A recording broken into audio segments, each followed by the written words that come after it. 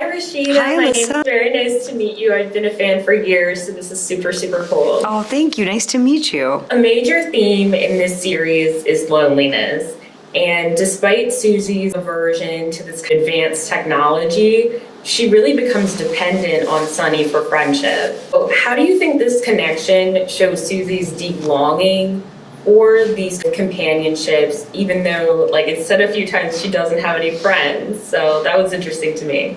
Yeah, good question. I think Susie's kind of declaration of not wanting friendship and wanting to be left alone and moving to a country where she doesn't understand the language is a coping mechanism. Like so many things in the world, there's a vulnerability there that she's not really wanting to open herself up to being hurt. To meet her at a time when she's dealing with this loss, she finally does open herself up to Masa, and she has a family, and then she loses it like that. So she's doubly defensive, I think. She's doubly guarded when you meet her.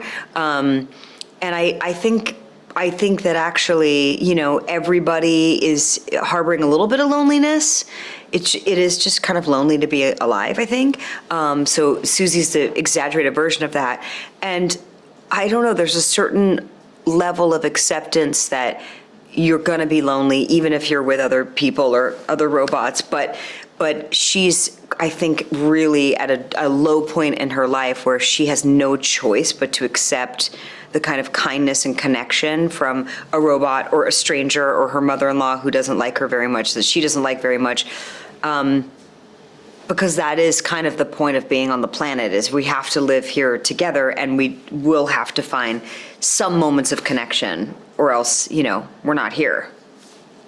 Yeah, it's interesting that you said that she might be coping with something because, it's mentioned a few times, like she's never learned the language completely and she's never fully assimilated to the culture. And part of me wondered, like, do you think this correlates at all to her inability to, like maybe there's a piece of her that's still in America? Like, do you think that she's kind of holding on to something? Because you never hear about her family. Yeah. It's really just Lisa. Yeah. Definitely something we've talked about for season 2, if we get a season 2, is really understanding what she was running from and if she's fully let it go. And, she makes a phone call to her friend Dee at a certain point, and you get a sense that, like, she dropped her family and her friends hard enough that they won't even take her calls anymore. So she definitely did some destructive behavior to get to where she was. And yes, I'm sure there's a part of her that's completely not buttoned up back home that she needs to deal with. Yeah. Yes. Oh my gosh, your performance was incredible, and I enjoyed every episode. I watched it really quickly. Oh, good. So I was just really into it. Like, there were a lot of late nights, but I really appreciate your time, Rashida. And it was thank wonderful you. meeting you. Nice to meet you, Alyssa. Have a great day.